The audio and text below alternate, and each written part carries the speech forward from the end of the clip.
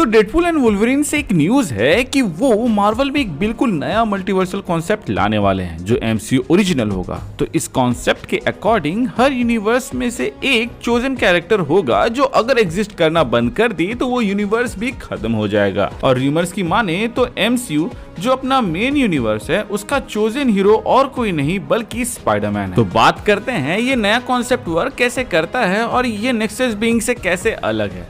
तो हमें पता है कि कॉमिक्स की तरह ही एमसीयू में वांडा एक नेक्सस बीइंग है। तो एक नेक्सस बीइंग वो होता है जिसके पास टाइमलाइंस और रियलिटी को अफेक्ट करने की पावर होती है। ये कैरेक्टर्स रेयर होते हैं पर इनके वेरिएंट हर रियलिटी में एग्जिस्ट करते हैं। तो एक nexus being reality, future, even time और स्पेस की स्ट्रीम को चेंज या अफेक्ट कर सकता है, पर उनके एग्जिस्ट ना करने से यूनिवर्स पे कोई खतरा नहीं आएगा। बट डेडपूल एंड वुल्वरीन में बताया जा रहा है कि इस न्यू कॉन्सेप्ट के अकॉर्डिंग एक यूनिवर्स की एग्जिस्टेंस डिपेंड करती है उस चोजन हीरो की एग्जिस्टेंस के ऊपर। अब इस चीज का एक्सप्लेनेशन तो हमें मूवी आने पर ही पता चलेगा, पर जितनी न्यूज आई है उसके हिसाब से मेरी थ्योरी कुछ इस तरह है।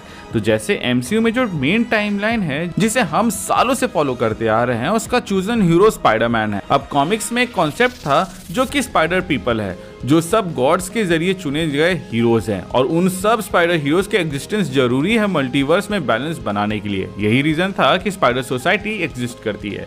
अब क्योंकि सीक्रेट वॉर्स आने वाली है और हमको अभी तक उन्होंने ना बियॉन्डर दिया है और ना ही मॉलिक्यूल मैन, सो यहाँ पर आप देख सकते हैं कि मार्वल ने बेसिकली अभी तक ऐसा कुछ भी इंट्रोड्यूस नहीं किया है जिससे हम ये मान सके कि पूरा मल्टीवर्स तबाह हो सकता है। पहले हमें लग रहा था कि जो कैंग है वो सारे यूनिवर्सेस को खत्म करने में लगेगा, पर अब कैंग के साथ भी प्रॉब्लम आ गई है। तो शायद यही रीजन है कि ये नया कॉन्सेप्ट ये लोग हमारे सामने ला रहे हैं, जहां हर यूनिवर्स का एक चोजन हीरो है और अगर उसे एग्जिस्टेंस से मिटा दिया जाए तो पूरा यूनिवर्स ही एग्जिस्टेंस से मिट जाएगा।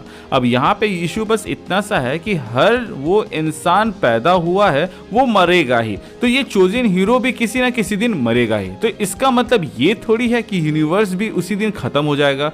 तो कुछ तो रूल्स होंगे इस कॉन्सेप्ट में जो हमें बाद में पता चलेगा, पर अभी के लिए ये होगा कि जो भी विलन है मल्टीवर्स का वो चाहेगा कि हर यूनिवर्स में से एक एक करके इन चोजन हीरोज को मार दो ताकि एक एक करके वो उन यूनिवर्सेस को खत्म कर दे। मतलब कि सीक्रेट वॉर्स की शुरुआत। और डेडपूल एंड वुल्वरीन के ट्रेलर में एक लाइन थी कि वे तुम स्पेशल हो और ये तुम्हारा चांस है हीरोज का भी हीरो बनने का।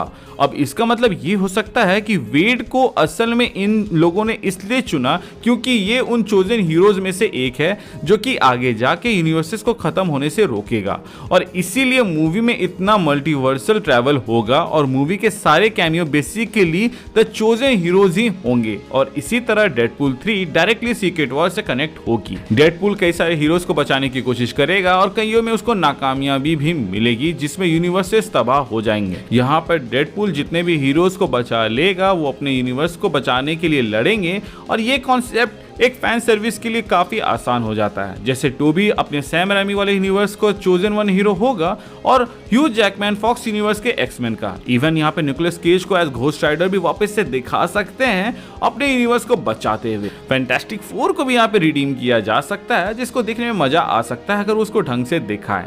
और अपने स्पाइडरमैन का एमसीयू का चोजन हीरो बनना इससे बड़ी फैन सर्विस क्या ही होगी, क्योंकि अब उसके अलावा एमसीयू में बचा कौन जो इतना इंपॉर्टेंट और फैन फेवरेट हो।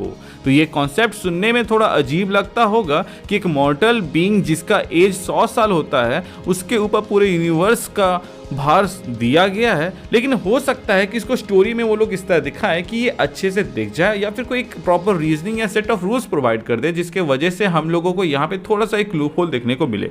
क्योंकि मान लेते हैं कि अगर स्पाइडरमैन वो बंदा है जिसके ऊपर यूनिवर्स की सारी उम्मीदें या फिर सब कुछ टिका हुआ है, तो भैया स्पाइडरमैन के मरने के बाद या फिर स्पाइडरमैन के एग्जिस्टेंस में आने से पहले वो यूनिवर्स कैसे एग्जिस्ट कर रहा था, इन सारे सवालों के जवाब तो हमें मूवी में ही मिल सकते हैं। और वैसे भी नेक्स्ट ईयर स्पाइडरमैन 4 पे फुल्ली काम चालू हो जाएगा जिसमें टॉम और जेंडेया वापस आने वाले हैं, पर उसका डायरेक्टर अभी रूमर है कि new fast and furious movies वाला होगा। तो मे बी स्पाइडरमैन 4 उतनी भी ग्राउंडेड नहीं होने वाली है जितना फैन डिमांड कर रहे हैं। बाकी आपको ये कॉन्सेप्ट कि एक चोजन हीरो होगा कैसा लग रहा है, जो कि आज से पहले कई सारे मूवीज में आप लोगों ने देखा भी होगा, उसके बारे में मुझे कमेंट सेक्शन में जरूर बताइएगा, क्योंकि इसका पूरा एक्सप्लेनेशन तो मूवी आने के बाद ही हमें मिल पाएगा।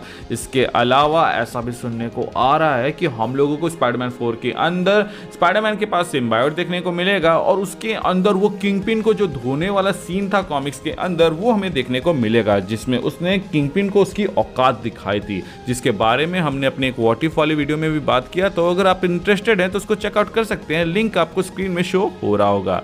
Thank you for watching this video, stay tuned.